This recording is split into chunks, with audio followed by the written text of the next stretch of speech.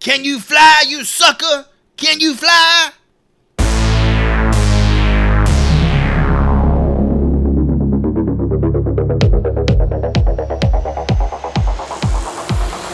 This is the Horrible Film School. Take a seat and slowly peel open your Trapper Keepers. I'm Chris, and I am here with Professor Hootie. What's up, boys? Excited to get some dust in my mouth for this one. There might be a little dust on the bottle, that's for sure. We are also joined by one grabby mother humper, Professor Joy, a.k.a. Dr. Nasty. What up, boys? Who's ready to get down and dirty in the mud? You gotta throw that guitar riff out there. I remember looking at episode 18. My mama turned me into a whore. Yeah. She put her out, as Reba would say. That damn cockroach. Off across the toe of my high-heeled shoe. Reach down and snatch that thing up. Hey, speaking of, I guess not cockroaches. Speaking of roaches, I've been recreationally eating crickets here, like the last few days, man. Like in your yard and stuff. No. Somebody gifted me some from a store. They're like gifted lime and salted. Was it a homeless flavor. person? No, it was not a fucking homeless. Chris, tahini flavored. It's almost like tahini flavored. Yeah, you could put tahini on them dog turd. Nah, dude, I'm not trying. I've been putting that shit on my eggs. But mixed it with eggs. I mixed it with some ramen the other night when I felt like, being kind of lazy, not busting out my culinary skills. You talking about bugs here? You dropped it in your food? Yeah. Like give it a little bit of protein, a little bit of crunch. Sounds like you could just use the seasoning instead of the insect. Yeah. No. The insect adds another layer of complexity. You guys wouldn't understand. You're not very cultured when it comes to... You're not culturally savvy, I guess. You're talking to a group of guys who once had, crickets in L.A. together? Yeah, it was crickets. We ordered an appetizer of crickets when we were in L.A. Legit Mexican restaurant. It was spicy. It was something. I wouldn't order them from Amazon to put on my food like seasoning like you do. Dude, I just spent $100 on pickled sausages on Amazon. Bulk. I bought because I'm trying to recreate my child. Watching this movie's got me feeling nostalgic for my childhood. I'm trying to recreate my childhood when we used to go in my grandpa's closet and steal his Penrose sausage he would hide. You stick my finger in there and pull out one of them greasy sausages. Your grandfather hid sausages in his closet? He had to. Oh, hell yeah. He fucking had to. He had to. Bro. Couldn't lived in the house. Couldn't have him around me and Chris. Couldn't have him around me and Chris. Nah, it was Joy. Joy was a problem. Well, my ass be sitting in the closet, fucking underwear and shit hanging around me. I'm double fisting fucking sausages. Playing drums with the sausage. First it was my name. Hot damn it, Joey got my damn sausage. But no, man, I'm trying to recapture that feeling. I gotta find the sausage that tastes the closest to the what a feeling it is. The old sausage. We live in a house with there's too many people there. So if you bought something and there was 9 of us in a 2-bedroom house. Yeah, you gotta hide it if you want it. If you buy your fudge rounds, you put them under the couch. I was about to say it's got to be a Little Debbie tie in here somewhere. Oh yeah, dude. Remember that scene from Heavyweights where they're tapping the bed frame? We was living that life. Oh, you had Pez dispensers in the bedposts. Oh look, a deli meat. A deli meat. You got a whole fucking ring of sausage under his pillow. Fucking flips it and it fucking goes flying. I do remember that. Good time. All right, let's step into it. Horror news for you boys here. Well, if you heard about this one, I saw it on the internet, but I didn't really see much reaction to it. A Quiet Place Part 3 has been dated for July 9th of 2027, and John Krasinski is returning to write and direct the final chapter in the family saga. How cool would it be if his character survives? It just takes all the emotional punch out of it would ruin the first movie. Didn't we already do that? What was the one that just came out? What was that called? That's day one. Oh, that's right. Okay. That's it's the same universe, but it's a totally different location. Now we're building. Yeah. Yeah, there we go. Krasinski's coming back. They was going to shut down. Guess he's going to get his wife paid one more good time before he shuts it down. You talk about a franchise that hasn't had a bad movie yet. I feel like Quiet Place is nailing. Yeah, I think it has the product of having a prestige idea, but taking place in the modern horror renaissance we're going through. God, I can't wait till they do the fucking Cloverfield tie-in, baby. Exactly. Like Cloverfield was like 5 years too early. If they would have waited a few more years, they'd probably be in the same situation. You can speak for yourself. The whole found footage era, I would like to forget about. You are. Yeah, I understand there's found footage fatigue. Fucking Cloverfield was different. It was one of the monsters. The whole like outside of one the of the movie 5 shit. that we actually liked, right? Like, what's it called when you have the thing AGR or some shit? ARG. I'm gonna need more. Oh, the gaming, yeah. No. It's like the RPG? thing outside of the movie where you can like. Yeah, I know look what you're saying. It's like like the the actual connectivity, like lore of the websites movie. they created, Yeah, and clues and stuff. Yeah, they had a whole campaign for that, and it really added to like the mystique, and I really enjoyed it. But then I'm like poor for That's all that matters, You're Joey. a fucking loser. I think Longlegs did the same thing last year for their hype campaign. You could access like the files from all the murders that had taken place and stuff like that. I also wanted to shout out Alien Earth is officially underway. Two episodes in. I episodes don't know if you in. boys have I watched have them yet. not. I did. I did Banger. as well. Worth a watch. Worth a watch. Episode 2 is better than episode 1. How much Oliphant can we expect? Episode 2 is there's one. plenty Episode of 1. Plenty of Oliphant. There's a lot of xenomorph. That's all I'll say. So there's a lot of alien in Does there. it acknowledge Prometheus at all? Like the whole black goo No, situation? I think this takes place. Are you talking about like the Prometheus creation of the flashbacks? xenomorph, like how it came to be. No. Technically, this story takes place before Prometheus takes place, right? Nah, No. Prometheus was like way back in the day. It's Prometheus. You're talking about the flashback to the engineers, or are you talking about the whole events that we engineers. see? The engineer. Oh, yeah. So no one even knows about that at this point on Earth. Yeah. And it takes place on Earth. Spoiler alert, it's called Alien Earth. I saw a timeline, and apparently it's Prometheus, it's Covenant, it's Earth, and then it's Alien. Yeah, it is definitely a prequel to Ripley, I believe. Did you guys hear they re-engineered Sigourney Weaver's bush in like a recent release of Alien? What? Like they brought They it. made it bushier? Yeah, they brought her bush back to the original state. They had taken her bush and like in post, like trimmed it down a little bit. They made trimmed it more it? manageable. They trimmed the bush. Made it more manageable, what you just said. Yeah, she's very much. She very much. You don't want people leaving the theaters with hairs in their teeth, you know. It's very much more of the time period, more appropriate now. Well, Ric Flair would be very happy about that. Ric Flair. Ric Flair's specific call out. I'm not Ric Flair's motto is no hair, no flair. Oh, shit. All right. There you go. I don't know He about all wants to that. find it in the dark. I appreciate that. Mine is too hairy, too scary.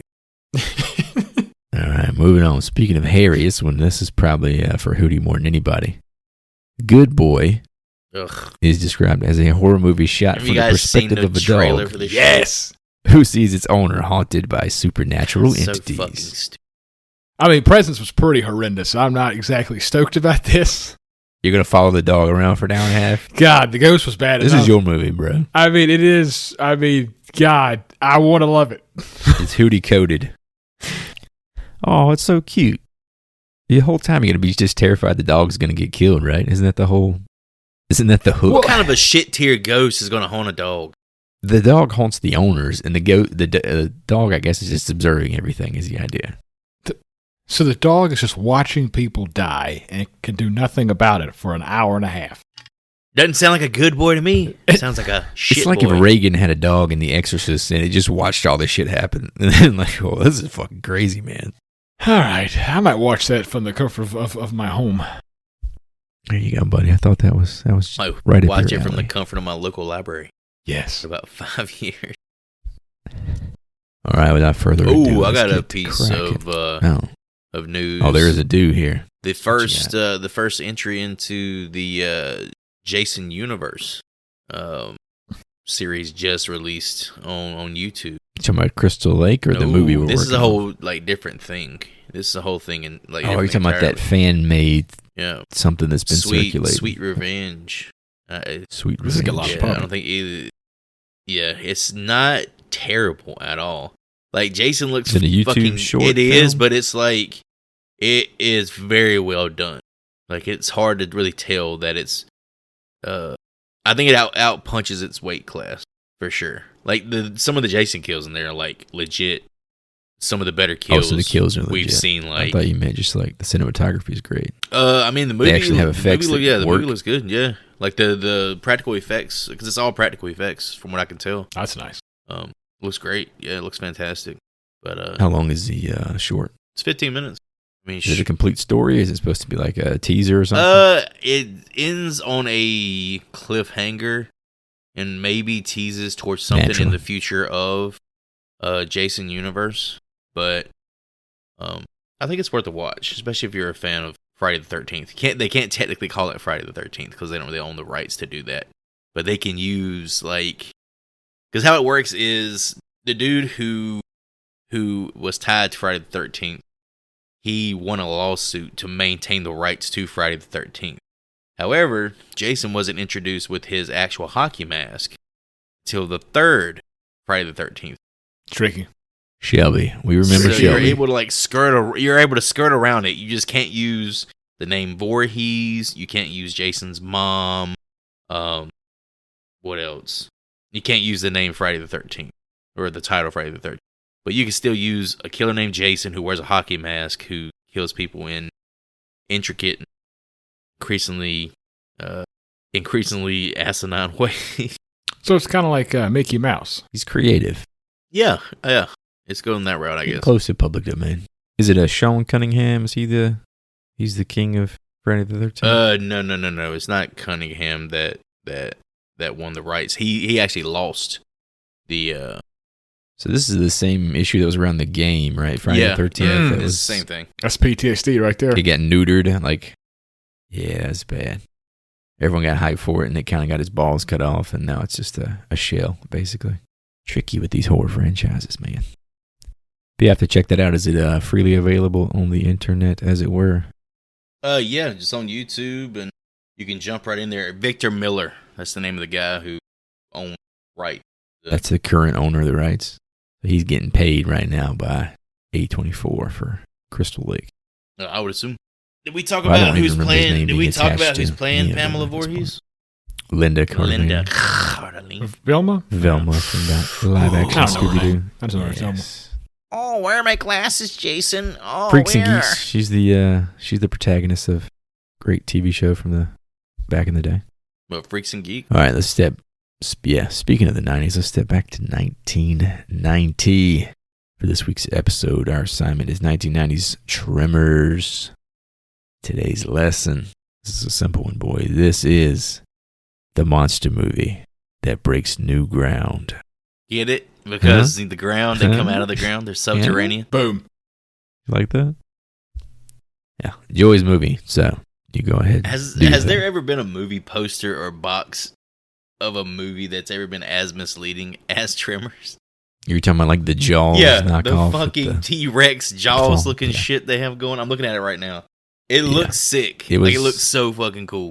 It looks perfect on the VHS. Like, that's one of the VHS slip covers I've known since I was a child. Probably was exposed to this before Jaws. As far as that imagery. When I rented this from my library, that cover was quite cool. Kevin Bacon was at the top of it as well, by the way. Yeah, I remember the graboid was like elevated. Like if you ran your hand across it, you could feel like I was about to say, that was the coolest part of it. It was like a pop-out book. The library didn't have that version. Wow. You got cut. Physical sensation, man. They probably laminated this shit like they do everything you do at the library. True. We don't want any semen on any of these pages. We don't laminate everything in this fucking room. Well, here comes that Hootie guy. You definitely get the laminate. Kevin Bacon. Every time they see his ass coming to the library, the motherfucker who's over there dealing with the DVDs is like, God damn it. I ain't had to do no work. Picks up the squirt bottle. I haven't had to do any work for 2 weeks, and now this motherfucker's coming here for a movie. I do think about this. I pre-order all my stuff online, so I just go there and pick it up and leave. So somebody has to collect these things and put them somewhere, and they're like, this. They always know it's your ass tune. It's just some weird shit.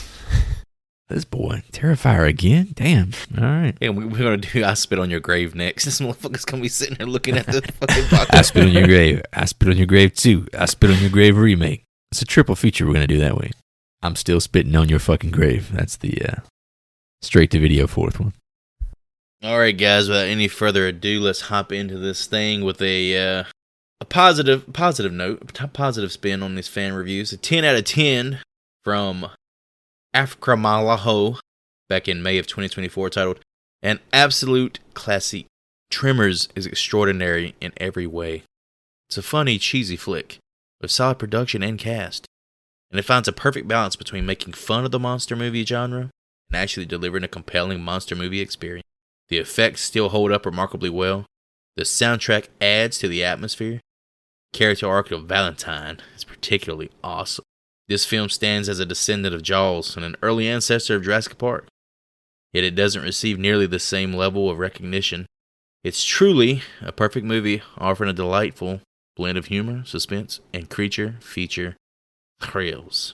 10 out of 10. I think it might be, you're throwing it in there with some pretty heavy hitters. And these nostalgia goggles are going to be tough to pry off of our foreheads, obviously. Yeah, honestly, I'll probably talk about it a little bit more in my wrap-up.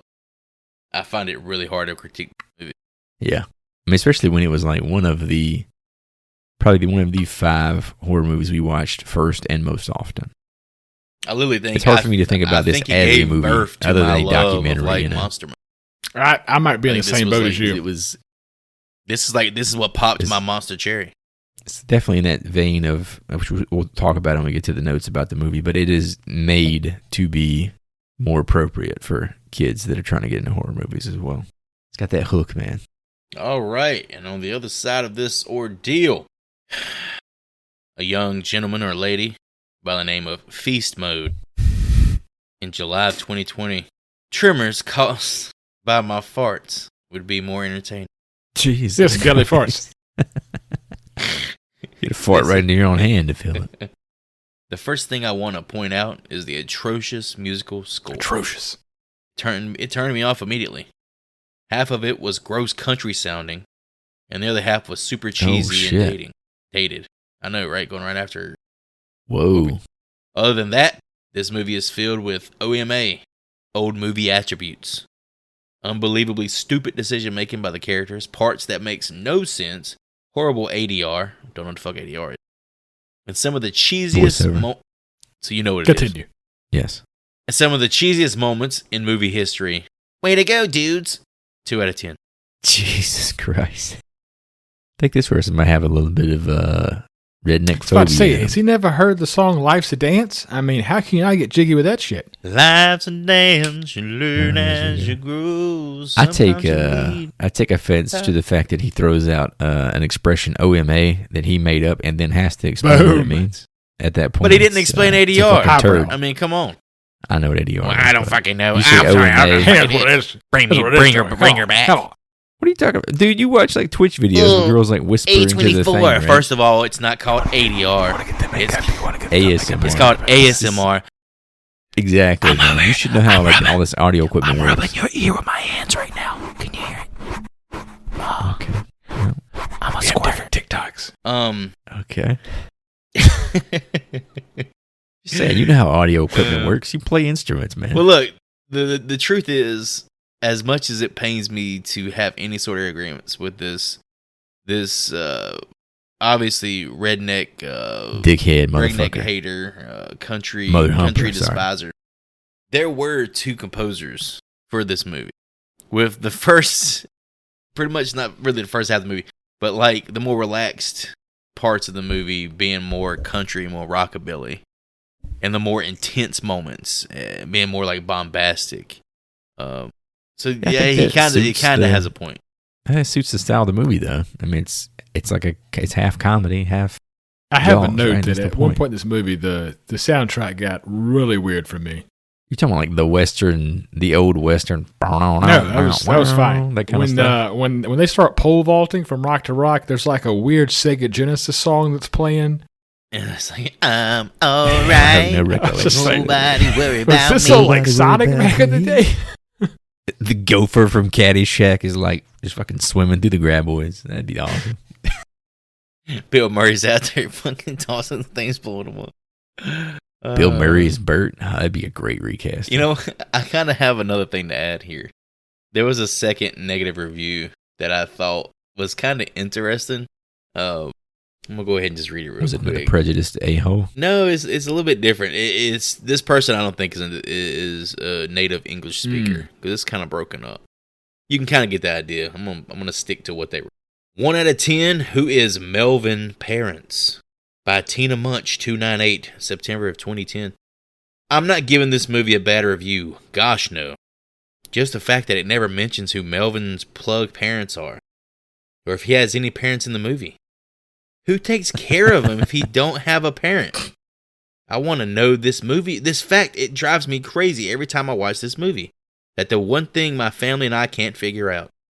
It's an excellent movie, in fact. I love all. I've watched it multiple times, looking for his parentage. I love all 4 Tremor movies. All 4. Also, it a shame that Kevin Bacon wasn't in any of the other ones. But I think that the movie Tremor couldn't get any better. It always leaves me in laughter and excitement, even though I know what's going to happen next. It still excites me to this day. 1 out of 10 stars. 1 out of 10 stars. It literally starts it off. I'm not giving this movie a bad review. Maybe they like fell gives asleep. Gives it one of the only 1-star reviews on IMDb for this movie. Well, that's unfortunate. Maybe they forgot the 1-0 part. Maybe it's supposed to be a 10. I'm not giving this movie a bad review. 1 out of 10 How many in bad my things country is. I'm not gonna lie. They make a good point. I guess so. Now, who the fuck's Melvin's parents? I guess he's like probably Chang's. He's probably related to Chang's. Melvin's a fucking shitlord. If I was his parents, I would get the fuck away from him as often as I could. I hated this kid when I was a child. He's wearing that classic Lakers jersey with no name and no Laker on it. That was a thing back in the 90s. He got that shit. Got that at the Goodwill. I remember those. All right, with that in the rearview mirror, let's talk about some of the staff, some of the crew, namely the director, Ron Underwood. You might know him from other works such as City Slickers, Mighty Joe Young, and The Adventures of Pluto Nash, which ironically effectively killed his career as a feature film director. Somehow Eddie Murphy still gets to killed Eddie for a while too. Yeah, he came back, kind of, I guess. Seems like a type of movie that Hootie would have caught. I used to own Pluto Nash on DVD. Jesus Christ! He used to have Pluto Nash fucking underwear. Okay, limited edition. He said everyone else had Buzz Lightyear. He said, "Fuck that! Give me the Pluto Nashes, the sheets, the fucking. Give me the space movie with Randy Quaid and Eddie Murphy. Tim Allen and Tom Hanks ain't got Randy shit Quaid on Eddie played Murphy. a robot, and what more can you ask for? So, but this was back when we were like, obviously, we weren't on the internet all the time. So, did you know like the reputation of that movie before you got invested I legit into it? rented it from whatever video store was still alive with Eddie Murphy, Randy Quaid, and Luis Guzman. And I was like, this is not bad to what I was probably, 10, 11? Exactly. We need to get back to that. Like, we need to just go into everything with that kind of positivity. Oh, boy. I don't care if everyone says it's the worst movie of all time. Let me go experience. I recently watched Minecraft with my nephew, and I was like, to me, this was horrendous. This was almost unwatchable, and he loved every second of it. Really? I think that movie checked a lot of boxes for the people who are fans of that. I chuckled like 2 or 3 times. I had to watch it with my son too, of course. I've seen way worse kids movies. Maybe I haven't. Yeah, I'm not in that same category. You don't have that exposure. You seen enough of the Adam Sandler ones? Yeah, that one's not. Minecraft was all right. Which movie was worse? I haven't seen either one of them, so I don't have. You gonna say Pixels? I don't have a horse in this race, a dog in this fight. Michael Vick. What movie's worse? Shout out The Norfolk State. Adventures of Pluto Nash or Love Guru? Never seen Love. Yeah, never seen either one. Really? I heard that movie was like biblically. Love Guru was Mike Myers, right? Yeah. Yeah, it was like the Austin Powers follow-up. It looked bad. I don't know. In my mind, those movies they're comparable. I don't know why. You know what's funny is I have an allergy to Shrek myself. Really? Somebody was trying to go. It just infuriates me. It's infuriating to hear that. Hey, Shrek, it's me, Donkey. Shrek, it's me, Donkey. You like a paw. It sounds like Chris doesn't want to be an all-star. Look, Shrek is fucking dope, man. Run, as fast as you can. You can't catch me. I'm the gingerbread man. John Lithgow. Well, strap in, Chris, because he's coming out with a Shrek 4 or 5, whatever that, and a donkey movie. I'm 4 or 5 behind, so I'm look, stay right Chris, there. or y'all, I guess both of you, y'all met what's his name at the fucking wedding, at Raw's wedding. What the fuck is his name? one of Raul's buddies, he calls him fucking Lord Farquaad. He looks just like yeah, you're talking about Nick, right? Nick. Yeah, he called him fucking Lord Farquaad. I can't think about that fucking movie without thinking about that shit. Yeah, I can't do Shrek. But speaking of Mike Myers and Eddie Murphy, not appealing to me. But yeah, Mighty Joe Young, that's a damn throwback. I haven't thought about that movie in 25 years. Was that Bill Paxton, Charlize Theron? Yeah, it was like my first exposure to Charlize. Ironically, Tremors was always on cable, but also my parents loved watching City Slickers. I missed the boat on that one. That too. And like Billy the Crystal, Three man. Amigos. Oh yeah, Three Amigos with Chevy Chase. Like that shit would come on and I would fucking tune out. I'm not the biggest Three Amigos fan. I'd rather run scalding hot water on my dick than watch either one of those movies. See, I've learned from this podcast that to make a connection here, I watched the new Naked Gun movie and loved it, and loved the old Naked Gun movies. But I don't feel like that's y'all's demographic either. No, I like the old one. Okay, well the new one's pretty solid. I saw some of one of them one time. I don't know. Like did Liam Neeson get the job because his name is so close to the Nelson guy, Leslie Nelson? I mean, you could probably. Is there a joke made in that movie about that? Because Leslie Nielsen sounds like Liam Neeson. Spoiler alert for the jokes in the new Naked Gun movie.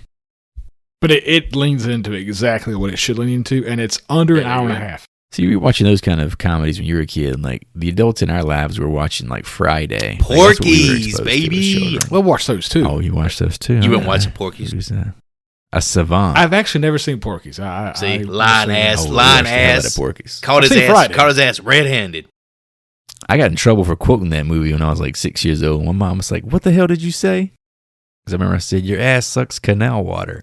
No idea what that meant. Still don't know what that means. Hey, dude, Sam, Smokey back here taking the shit. We used to say that all the fucking time. Man, DJ, keep that shit down. Lord have mercy. I thought you had $400. Bernie Mac. But I want to spend Red's money. House party, yeah, we used to. That's the kind of shit we got to watch as kids. Used to call it Jawbone. I had a note about Underwood where, after what Joy said, Pluto Nash basically tanked his film career. This dude has been pumping out. If there is a TV show that you two enjoy, this guy probably directed an episode. I found a bunch of TV shit I don't enjoy that he directed. I mean, it's so much. He's a journeyman. Big one was. Does he run anything, or is he just like? No, he's like a guest director. A pot shot director filling in. And he does have a stranglehold on the Santa Baby series with Judy McCarthy. What the fuck is that? He's directed all three of those Hallmark films, Santa Baby. Okay. Yeah. Keeps the lights on, I reckon. Is he related to Carrie Underwood? God, I hope so. Twist. She was conceived on the set of Mighty Joe Young. That check out? Any other crew members you guys want to bring up? Hell, you got to talk about the writers, man. That's on you. You can talk about the writers all you want. Screenplay by S.S. Wilson and Brent Maddock, who you also may know as the tandem who wrote the 1990 classic Ghost Dad. Ghost Dad! About a hell of a year for them boys. They wrote Ghost Dad. Tremors the same year. You put the sexual charges in. Could you imagine Bill Cosby being a ghost going around roofing women? God, I might terrifying. You know that thing in your drink. But S.S. Wilson, he also directed Tremors 2 and 4. He sat out number 3 for some reason. And apparently when hiking one time over large boulders that involved pole vaulting, he suddenly had the thought, what if something was under the ground and I couldn't get off this rock? Dun, dun, dun. I also had 2 other classics. Did you mention 2 other films that he has written? Or just Ghost Dad? I mean, I went to the top. I mean, that's the most classic. To the top. Well, he also directed a classic. To the top rope. A classic, Short Circuit. I remember that one. I always mix that one up with the Matthew Broderick movie, though. War Games? War Games. How'd you know? 2 Same fucking movie. Completely different movies. I think they look the same. Well, Short Circuit's about a talkative robot. This is more 80s shit that just flew over my head. I'm a 90s kid. Here's some 90s shit. He wrote Wild Wild West with Will Smith. Oh, God. I remember that diarrhea being blasted at Brewers, man. First of all, diarrhea. They had like 10 Wild posters Wild for that West thing. was fantastic. I love that movie. I just remember it being everywhere. I remember that, and I was like, I want to watch Scream again. And everybody's like, oh, Wild Wild West is great. I was like, let's rent Scream again. Fucking Wild Wild West is the best. I remember Wild Wild West having a Burger King kids meal connection. Like you got like a watch and something else with the Burger King. My fat ass got all the watches. The rich kids got to go to Burger King. Me and Joy had to go to the I McDonald's. just remember fucking... We got the Inspector Salma Gadget. Hayek and that, like, bustier just taking them massive tits of hers and just, like, bumping higher. Oof. That's some dust to Goodness gracious, boy. Same era, right? Can Will Smith. Can I do my Will Smith rap for Wild Wild West? Never been a Will guy. Go ahead. Wild Wild West, Gym Rest, Desperado, Rough Rider, no you don't want nada, none of this, 6 gun in this, brother running this, Buffalo Soldier, look it's like I told you. Any damsel that's in distress be out of that dress when she meet Jim West. That was just me reading it as fast as I could. Like I don't know the actual fucking. You sound like that kid from the M. Night Shyamalan movie. What the hell was his name? The little Visit? rapper kid. That's awesome. Yeah, The Visit. That's you. Like him grown up into poor kid got a bearded white man. He got shit rubbed in his face. It was fucking with that great. diaper just fucking Diaper in his fucking I face. still love it that she shoved that girl in that oven to tell him about clean the back now. Get to the Just gonna back, crawl man. up Get in real there. deep like. Yeah, that's all I got on the crew myself. I don't know who did these effects, but I have that note. I can't. Here we go. I got to Tee butcher off on this. it. Got to butcher this name. Amalgamated Dynamics. Oh my good God Almighty! It's close enough. What? That is not close at all. we need some sub. I need subtitles. It's amalgamated. You fucking idiot. Amalgamated, like an amalgamation. Yeah, like an amalgamation. Do it again. Like a collection of things. Do it the way you an said it again. Don't change it because of what I said. You do it like you. Amalgamated. Do it the right way. Dynamics. Goodness gracious. Amalgamated. Oh, God Almighty. Editor's note: do not edit any of this. Whoa, this is going to be a good show. They were Alec Gillis and Tom Woodruff Jr. handled the film's practical effects, and it was their first They feature came in film. with these ideas. I saw some pretty intricate drawings that someone had did, like the entire anatomy of a graboid. I guess like all this lore attached to it now is like it's not quite on the level of a xenomorph, but it's like a pretty big following on like what graboids are and their origin at this point. Which I don't remember anything past this movie, honestly, other than tidbits of number 2. I don't know if you guys are graboid heads. I know Fred Ward has a hell of a head of hair in Tremors 2. He went with the Mission Impossible 2 Tom Cruise haircut. Let me get that fucking wig. Let me borrow that. Dude, I remember Tremors 2. Bert's got the 50 cal, puts one down range, blows that fucking little graboid. That's when they're flying and shit, right? I think they eventually fly, but I That's think the third they one. walk on ground more than anything. Damn it. I guess It kind of sucks because they lose their identity, you know? It's like, okay, you evolve to where you walk on the ground, but then it's like, you might as well just be a bear or something. Or like a rabbit. Don't they hop? Well, I mean, They're on 2 legs, right? they're just going to keep crawling through the ground for 7 films?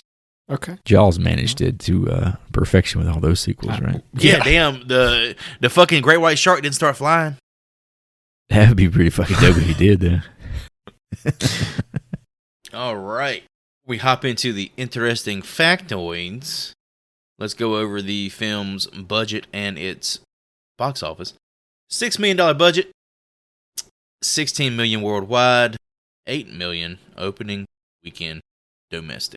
Definitely not a hit. However, It's a the push movie at fucking this point. spawned 5 sequels and a TV series. And a fucking prequel.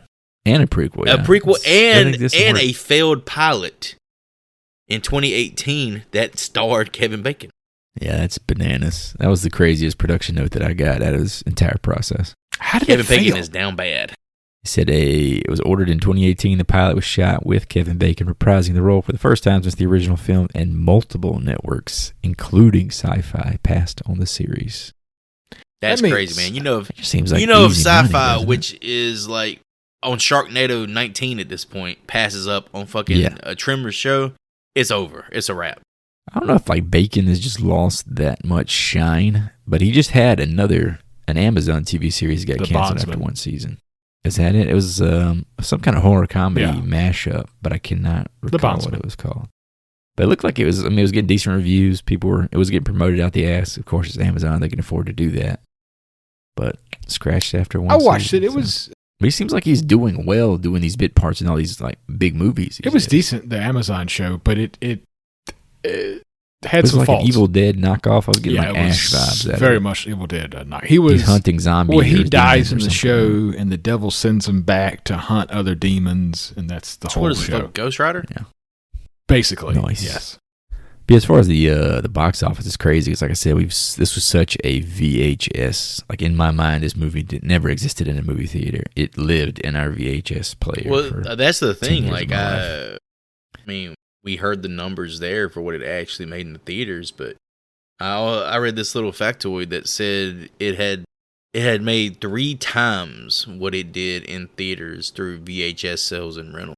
Yeah, no doubt in my mind. This is like a Hallmark VHS for people of our ages, at least the ones that I've even heard. I've had some people, and I guess I may be among them, quoted as saying this is like the monster movie of the 90s. Like, I guess, would you consider Jurassic Park like a horror monster movie? Yeah, Spielberg's his own genre, in my mind at least. That's a good debate there. To further put this film on a pedestal, the elder Hootie works with a fella who literally has said, this is the scariest movie he has ever seen. I know. Is he in prison? Is he a horror aficionado? He could have been for a short time. He just loves some Tremors, or I guess doesn't love Tremors. I'm not sure. Yeah, we watched this way too much to be afraid of it, but it's, like we were saying with the box, like I was saying with the box office, it's hard for me to imagine this being a movie that ever appeared in a movie. I couldn't imagine seeing this on a big screen. The idea of that in my mind is just, it breaks my brain to imagine that. There's like to me, this will always be on a 20-inch television in my grandma's floor, you know. It took me back just watching this. Like I was a kid sitting on the floor again. All right. With the sausages. Oh, God, dude. I can't wait till them things get here. Oh, Joy can hold 4 sausages. Fuck me, my man. Look, just talking about it, my mouth is fucking watering. Oh, you gotta get the salt. You gotta get the little. Make sure you get the juice on it, too. You gotta have the juice. All right. We're going to live long, long lives. I just know. In front of you, you have Anaconda, Lake Placid, Deep Blue Sea, Congo, Tremors. Which one you going for first? I'm watching Tremors, bro. Well, first of all, we can't just skip over the fact yes, we just can. made a Thomas Shane. I was exactly going to do that. It's exactly what I was going to do. First time in a while. It's check that off your bingo card. It's been getting harder recently. Yeah, for me. Funny enough, they actually offered the role of Earl to John Voight. That wouldn't have worked. Earl's too sweet, man. He's too charming. Yeah, Fred Ward fucking killed it. Pardon my French. Did we do the? Did we do the Fred? No idea. Did we talk about? We've talked about Fred Ward before, right? Did we cover Joe Dirt at some point? I'm just saying, like, we've talked about him as an actor. I don't know when. We probably made some allusions to this movie before and talked about the duo. But I'm sitting there. I'm trying to figure out like some of his backstory and like IMDb and shit. And I cannot find shit on him. And it keeps talking about he's a serial killer. I was looking up Fred West, not Fred fucking Ward. Oh God, the nasty dude, the British guy. Yeah, him and his old lady. Who I don't even want to think about that dude. Yeah. It's a tough look. Nasty bastards. So we want to get into some production notes here. Yep. Let you guys run with this, and I'll just chime in. I got a big one here. I thought it was pretty interesting. It kind of, I think, informs kind of what we've said about the movie being such a crowd pleaser. It was originally slated for a November 1989 release, but had an R rating at the time due to language. To broaden its appeal, 20 uses of fuck were cut or redubbed. For example, "Can you fly, you sucker?" Which delayed release until January 1990 and got them a PG-13 rating. Wilson and Maddox later said they were pleased with that shift towards a more family-friendly audience. Dude. Which is wild, because in my mind, I always heard it as "Can you fly, you fucker?" The dubbing is so bad, though. I've always heard like the profanity in my mind, even as a child. Like, they say shit all the time. They say fuck one time. Like, the first, time they kill a graboid. Fuck you! Yeah. But from then on, it's mother sucker, mother trucker, mother humper. Mother humper. I like that one the best. I think that definitely changes the trajectory of a movie like this. If this goes hard R, We might not ever see it. It might get buried somewhere.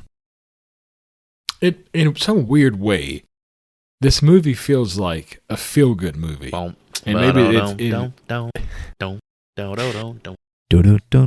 maybe it's because there is less cussing. I don't know. Something about it just makes you feel good. Got a little baked-in audience, man. You know what I think a big part of that is just watching Fred Ward and Kevin Bacon's chemistry on the screen. Oh, it's crazy good. Like it's insanely good. Just, watching this analytically for the first time in my life, there's no doubt in my mind, and I've seen this probably upwards of 30 or 40 times, but I've never thought about what is happening while I've watched this movie before, obviously, having a child brain. And then just being comfort food every time I watch it since then. But this time, actually, like thinking about what is happening. What exactly is their relationship? They're just ranch hands. Yeah, they're cowboys. No, these two dudes are they're really intertwined with each other. Oh, you're thinking man. Some smooches No. You've been remote working. You've been remote working way too fucking long. You done forgot what it feels like to have a bro at work. Have a man by your side. You and little Terry on the fucking mic talking about, oh man, Elder Scrolls is pretty good this week. Yeah, dude, it's pretty good. Elden Ring is great, man. To have a man go down there and put down a fucking shoulders. fence. Yeah, have a man watch over you in your sleep. Have a man just watching the sweat trickle down the crack of your ass while you got your shirt off and you're nailing posts into the ground. You've lost touch. That's what a real man does. With bro life, bro. I'm not making any judgments or trying to say that any kind of like homoerotic theory here. I'm just saying that their relationship is never really established. It's just these two dudes are best friends and they're like 20 years apart. It's just you just accept it, and that's a commendable thing. It works.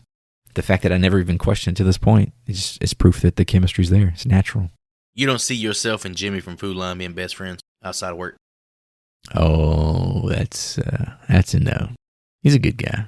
I can't say much on my. Yeah, I'm not gonna say much either because he might be listening in. You never know who's listening. The fucking aliens, baby. Oh, you're a piece of shit. And also, there's a television series we talked about. Apparently, it ran from March through August of 2003. This is a franchise through and through. And Michael Gross is milking this motherfucker dry. God almighty, is he ever. Full-time job for him. What do you do for a living? Only fucking job. I'm in Tremors movies. We'll get into him later, but he's kind of a fascinating guy. So I did rent this movie from the library, and the DVD had nothing on it but the film. And the trailer, obviously. However, if you go to YouTube right now, just poor man's YouTube, there is an entire Tremors channel with 146,000 subscribers. So to all those people, jeez, welcome to the Horror It's all the movies on there, or just this one? You can watch every movie with ads for free. And I don't think the TV series is on there, like the one episode or whatever. But on that page is a documentary that they did in 2020 where, I got it here. Everybody went there. I think it's during my notes during the movie, but everybody went there. And it's like, this movie has an insane following that I would have never thought. Oh, this is a cult classic. I mean, people went out to middle of nowhere, California, where this was filmed, and did like a whole convention. I read that Michael Gross was the only person that showed up from the fucking film. That's why I realized it was in the Michael Gross section. Yes. Yeah. He probably runs that YouTube channel and collects all those damn checks too. Well, S.S. Wilson was there too, but you think him and Reba McEntire keep up with each other? You mean as far as chemistry or acting? No, I just mean as far as like friendships after this movie. Oh, to this day? Yeah. Oh, I doubt that. Hell no. Reba's got too much shit going on. Yeah. But he did talk about Reba in the documentary where he talked about they were great friends on the set, and they would take long walks before and after shoots and just like long shoot walk. the shit. Oh. I don't know what happened. Hey, ain't much to do out in the desert. Exactly. Those were his Lots words. of boulders to hide behind, if you know what I mean. You found a little one-room rundown shack on the outskirts of New Orleans. And then I found this really odd note about the town of perfection, because the town to me is cinematically small. Like there's no town that's this tiny. However, turns out there is. S.S. Wilson and Brent Maddock were inspired to create the town of Perfection, Nevada after visiting Darwin, California during a film shoot for the U.S. Navy. Darwin is a barren ex-mining community with only 74 residents that can only be accessed by a single dirt road nearly 40 miles away from the next town over. Also similar to perfection, the town has no school, police station, or hospital, and is completely cut off from internet, cell phone towers, or cable television. Actively live here? The stat, 74 residents, is cut right from internet. Like, I updated that stat, because the original, I think, said 40, but now it's 74. Damn, how long? It takes them a week to get to town to update the damn numbers. They can't update it themselves. Could be even more. They got to get Hootie to do it.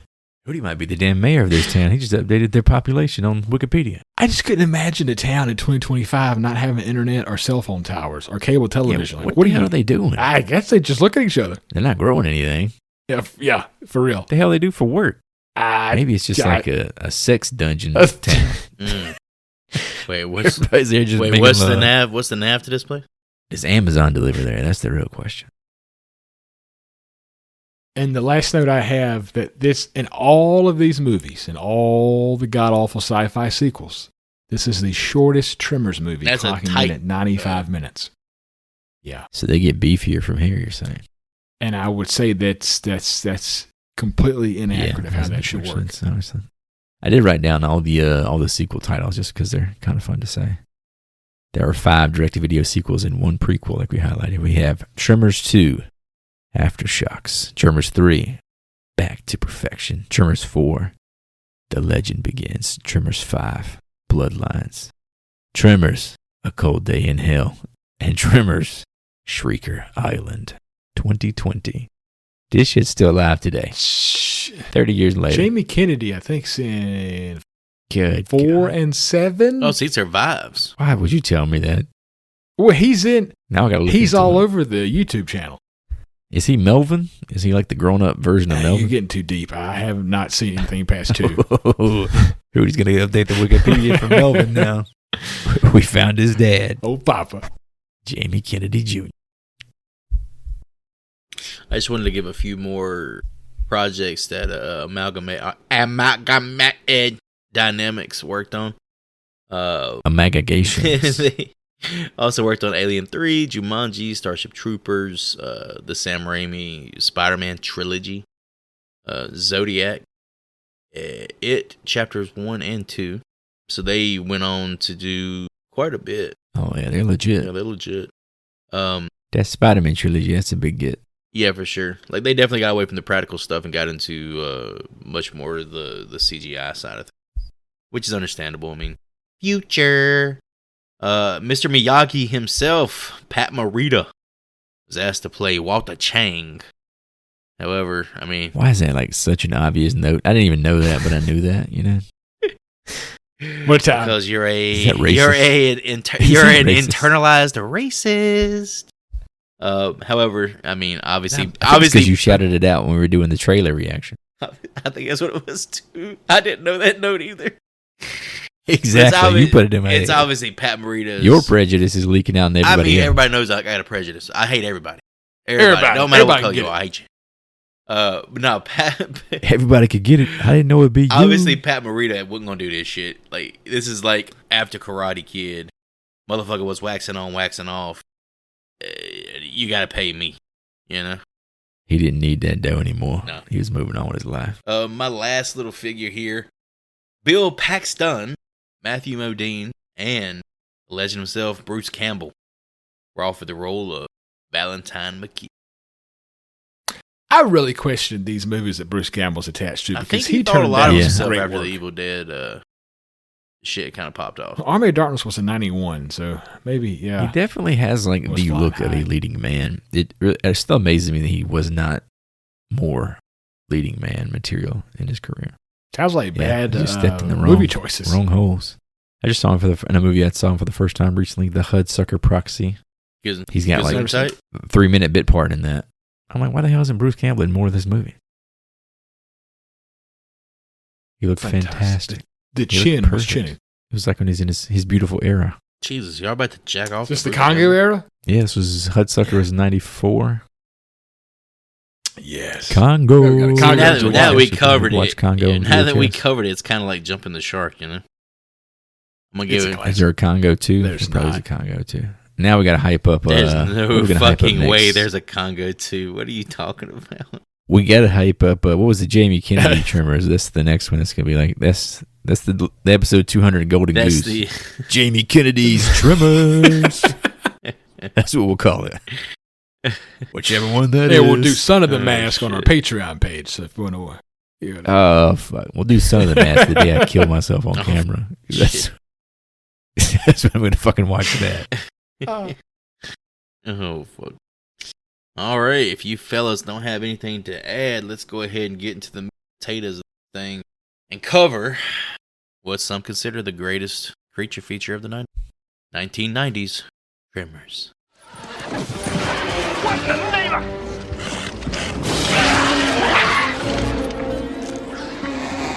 That's how they get you.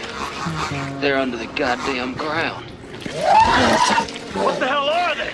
Sons of bitches.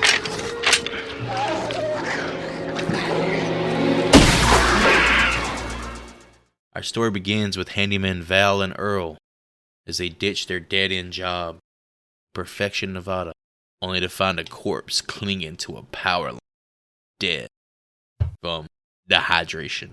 As we've already talked about, Kevin Bacon and Fred Ward play Val and Earl respectively.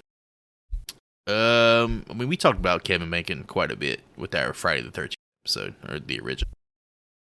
Yeah, we popped our cherry back when he popped his cherry. You guys want to? Can I do my Mystic River right quick? Ooh, why not? As long as you keep it Is that my PG. daughter in there, Sean? Is that my fucking daughter? Is that my fucking daughter? So all I'm hearing is I think I've said that Mel Gibson in Edge of Darkness with that. I think Mel Gibson was trying to channel the Oscar winning movie. That was probably was. And don't forget about the the air up there. Kevin Bacon. Kevin Bacon. I slam my dunk of basketball. I have been on quite a bender here, doing notes for the show with listening to his Spotify albums. Do you boys know about this? Kevin Bacon has music? Him and his brother formed a group called the Bacon Brothers. There's no fucking way that's real. They have 6. That's bullshit. They have 6. His brother's a composer. He looks I like do know that. Rutger Hauer. They have 6 studio albums and have a song on the Amazon show Bondsman soundtrack. And if you listen to any song that they have created, listen to Guilty of the Crime. Solid tune. Sounds tune. like what kind of music is it? It's like it's kind of like Bruce Springsteen, like light FM, like 90s. What does he play? I don't know if he plays. I didn't see any videos of him playing an instrument. I just know that he's obviously Kevin's singing. the vocals. Both of them. The other brothers sing. Oh shit! And they both kind of sound alike. Yeah, he's a legend, Kevin Bacon. Footloose. I can't talk about Kevin Bacon without talking about Footloose. Because my boys from LFO would have said in the 1999 classic Summer Girls, I like Kevin Bacon, but I hate Footloose. Something, and I Fuck the goose. I don't remember them fucking the gooses, but yeah. Ren McCormick. I ain't even got to write down the name of that character. I can tell you his name in Footloose, baby. Legendary inspiration. Hey, I thought this was a party. Let's dance. Do. You just gotta, every time you just hit him with the That's fucking Sean Penn's brother. That's Chris Penn. About that. Fat bastard. Well, he's dead, Joey. You thought Chris Penn's fat ass had to dance. I mean, he was fat. Let's hear it for the boy. Let's give the boys. Yeah, Few Good Men, Apollo 13, Stir of Echoes, which is an underrated banger as well. Mystic River, obviously. X-Men First Class, and then one of my favorites, Guilty Pleasures, Wild Things. From 1998. We talked about that movie at Talking length. about that wiener hanging out, baby. To bring up another 8. My man Kevin got a hole. That's true. To bring up another 80s film, I always watch at Thanksgiving, Planes, Trains, Automobiles, and he plays a taxi driver in that film. God, you watch the gayest stuff. It's all these 80s comedy shit, man. I love John Candy. John Candy. This motherfucker over here talking about Brewster's Millions and Brewster's shit. Millions is a solid movie. Ain't nobody. It's Richard what the hell Pryor is that? and Dan Aykroyd. Oh my God. Aykroyd. That's another, like Ghostbusters, all that stuff. Or is that Trading Places? I get those mixed up. No, Trading Places. Trading Places is Aykroyd, Eddie Murphy. That's a great movie. Okay. Oh, then Stir Crazy, Richard Pryor, and man, here we go. Shit, my man from Willy Wonka and the Chocolate Factory, Gene Wilder. Gene Wilder. That's a Richard Pryor movie to watch. So we're going to talk about Earl Bassett here as well. Fred Ward. I got a really sad ass note. R.I.P. 2022. I didn't realize he was dead. I didn't realize he was as old as he is in this movie. He was in his 50s in this damn movie. Yeah, he was great. You can tell how old he was. was. He was 50. I always assumed he was like... He's jacked. Yeah, he's in great shape. I assumed he was like late 30s in this movie, but honestly. But yeah, rest in peace, Fred Ward. 2001's Joe Dirt and 2002's Sweet Home Alabama. Corky Romano. Summer Catch. I'm sure Fred doesn't want to be remembered for that. Season Summer Catch too? Freddie P. Yeah, he was the dad. He was like, catch this fucking ball. You ain't never going to be as good as me. Catch this fucking ball. I think we talked about this before too, how you never see Freddie Prinze throw a ball in the whole fucking movie. He's a pitcher. You never see him. He was also in, to bring it to, this is a callback in the industry, boys. He was in Naked Gun 3, 33 1/3, The Final Insult. Jesus Christ almighty. That's a mouth. That's what Brittany Murphy said when she was tonguing fucking Matthew Lillard's balls in the Summer Catch. Rest in peace again, man. We're just throwing out all this shit. I found a cool note about Fred. Not only was he a boxer, which I guess shows why he's so damn jacked in this movie.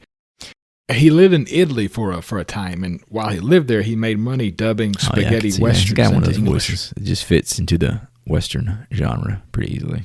Even though he's a California boy, he sounds more like a Texan. California cowboy. They love casting him as like a white trash character, right? Oh yeah, he's got the ultimate mullet in Joe Dirt. But that haircut in Tremors 2 is banging. That's like a Hall of Fame haircut. It's like the only thing I can remember about Tremors 2 is his damn haircut. McConaughey eats your heart out, boy. But yeah, we talked about they were like leaving town and they encounter this guy who's been up in this watchtower, was it electrical tower, wherever he's Edgar, at. old like drunk Edgar. To death. I know they say, as they talk about he died of thirst, they say 3 or 4 days you'll die of thirst. In my mind, whenever someone talks, because my son talks about this shit all the time, how long it takes you to die from this and that. You know, it's just random shit that kids ask you. In my mind, I'm always saying this takes 3 or 4 days of thirst, and it's always because of this fucking movie. This was a reference point in my mind. Every time I say it, I see that old dude up in the tower. I'm like, yeah, it's 3 or 4 days later, you'll be dead if you don't have something to drink, man. And in my mind, I always go to that tower. How do you know, Dad? Tremor. Because fucking Fred Ward told me back in 1992. I've never fact checked it, but I'm just assuming. I have literally repeated this line 100 times to different people. I should probably look up and see if that's even true. Did you guys notice too? We see the Grab Boys move a bit here in this first few scenes. They have like the Raimi cam. They're doing the Evil Dead. Oh, the Evil Dead, like sneaking up, like low to the ground, just like building up momentum. Right. It's crazy how like such a simple technique has been aped so many times since. I can't let us just walk away from the fact that Kevin Bacon walked up to that damn fence line and swung a hammer so poorly that Fred Durst, Fred Durst was not there. Fred Durst from Limp Bizkit. If you're going to swing a hammer like this. If you look at it, Fred Ward is trying his best not to laugh his ass off as Kevin Bacon is whacking the shit out of this wooden post. Fred Ward's getting. It was really awkward that they don't cut somewhere. Well, here's it. I'm like, oh, they're gonna make him finish this I read a note about this. Apparently, he did it on purpose. Oh, like that could be. Sure that could be him. It could be him playing it off because you could tell if this is really how he is. Maybe they never swung a hammer in this fucking. They should have got a stunt double in here for this scene because it's bad. But like you can see, Fred Ward has like secondhand embarrassment from watching this shit. Like he's embarrassed for him. But I think it was done on purpose to show kind of how inept they were at the job. Like showing that they weren't the best handymen, and that's the reason they're still stuck in perfection. I think that was just like character building. It's like, how many people are actually in this town? Do we see 14. Everyone who lives in this town? It says 14 on the sign. We meet all of them, right? Well, basically all but what's his name's parents. That's like the only two we don't meet. They just shacked up making love. Well, they do say that it takes a village, and maybe it took the village that raised that boy. Dribbling his ass off, I know that. And we then, actually have we met Rhonda everybody yet? During this little sequence. After they found the corpse, they go back to town to Chang's like little eatery, I guess. Is Chang's. It's General store. So yeah, if you want to just go ahead and start listing off like all the people we can go ahead and do that. Well, Rhonda Lebeck is played by Finn Carter, and she was on 109 episodes of As the World Turns. Grandmothers, eat your hearts out. I don't have any reference. And sadly, Finn has fallen on hard times. July 2019, she was arrested in Las Vegas for using credit cards that belonged to someone else without their consent and for grand larceny. Damn, you figure she could just name drop investigation podcast. You figure she could just name drop Tremors and get whatever she wants. Apparently not. She just comes in. She comes in with the sunscreen on her nose. Oh shit! She goes in the Golden Corral. Tremors. They just give her a fucking. What are you doing with Kevin Bacon's So every time you watch Tremors from now on, just know that Rhonda committed grand larceny later in her life. You might be having a bad day, but fucking Rhonda's stealing credit cards to pay for Golden Corral, apparently. I do love that how disappointed Val is to meet her when they first pull up. He's like, she's going to have legs all the way up to her ass and blonde hair, da-da-da-da. And she just like pops her head up like a prairie dog when she's out there working and turns around. And he's just like, God, son of a bitch. It's such a weird way to see women in this time period. I know, right? And then Earl is like, you like this very specific dumbass list that nobody is ever going to adhere to that you use to pick women that you like. It's a damn fool's errand. Fred, it's funny how much Earl just wants to see Val get laid, though. He's got no interest in it himself. That's true. Yeah, he gets all about it. I feel like the way he treated her, he could have pulled if he wanted to. I'm saying he's the ultimate wingman. He has no interest. And next up, we had Bert Gummer, played by Michael Gross, who was in the entire series, 172 episodes of Family Ties, Tremors 1 through 7. And for my personal call out, all 7. For my personal call out, Tremors. 1 episode of Spin City. The hell was he in Spin City? Did he play Bert? He played like some kind of a contractor that's hired by the town hall to do something, and that's like this weird scene where Michael J. Fox looks at him, and it's like, we've met before, and they like play it off, kind of like because he was on Family Ties. He was dead on Family Ties. Oh, God almighty. Totally didn't get that reference. Yeah. Who needs a fucking Michael J. Fox stand? So I figured he'd seen them all. More of this 80s comedy shit, man. Did y'all just like not watch anything before 1990? I'm so confused. I wasn't fucking born to the end of the 80s, man. God almighty. You got everything second-handed. That's what it was. Your brother was just spoon-feeding you culture. Age. We already talked. You're going to watch Family Ties and you're going to fucking like it. Yeah, think about fucking, if it's like in 93, like how am I going to access shit from the 80s to rewatch it? It like just I can't went go like on Netflix. TV Land or like WB or whatever. You would just watch what everybody else was watching. Yeah, it's just Mama's Family and whatnot. We were movie people. We didn't watch a lot of TVs. Not a lot of TV shows. Monday Night Nitro. We watched that. I remember that shit. We talked about we weren't allowed to watch WWF. There was too many puppies. Boobies. Now there's a lot of shit going on. Granny, Nitro's off. You want to go ahead and go to bed so me and Joy can flip over to the USA. I want to see. I want to Showtime. See what Sable's up to. And the last note from Michael Gross I have is he began filming only 1 day after shooting the very last episode of Family Ties. So he went from being one of America's dads to being the Trimmer daddy, basically. Does he have like no desire to do anything else? How was he in the damn prequel is my question. There's a prequel? Yeah, one of these is a damn prequel. The Legend Begins. That's a good How was point. he in that one as well? Tune in to find out. Episode 200. And then the last person I have is Heather Gummer, played by the one and only Reba McEntire. 2001 to 2007's Reba. You may have heard of it. This was our first. I know you watched that like TV Reba, show. The show? Oh, my mom liked that thing. The person. They should have did a Reba. They should have did a Reba Tim Curry crossover with that show he had. Not Tim Curry. Fuck. Tim Curry. Who's that motherfucker you like? Tim Allen. Yeah. Yeah, I could say it. This was her first acting role. So what do we know? Is her obviously? Does she have a prominent career? She's not like a Dolly Parton level of putting in that best much little work, whorehouse in Texas. Whew. Dolly put in some work. I shot. That's a big one. She got the big ones. She's still hot. Still giving my kids free books every month. I don't have enough Reba McEntire knowledge to know where she was at in her career, but I don't know if this was before or after Fancy. Before I'm Fancy, assuming it's she was before still Fancy. Big. Like she was still like She has still put out like 12 albums. Oh, yeah. She's put out a lot of shit in the 80s. Oh, yeah. She was huge. Yeah. Them bangs are perfect in this movie. It seems like she had decent acting. She actually is pretty good, I think. Crossover stars. I think she does well. Speaking of crossover stars, I saw an article today that listed the top 3 wrestlers. If number one was not Batista. John Cena! Of course number 1 was Batista. Batista should be the one. Number 2, The Rock. 3 was John Cena. Batista, by far. Best by far. Give it time, John.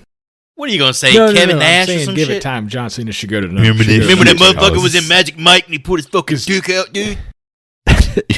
John Cena's a much better actor than The Rock just because he leans into what he does well to where The Rock kind of tries to do shit he shouldn't do. Batista does the shit. And I saw an AI markup of I don't know, God of War, Kratos from God of War.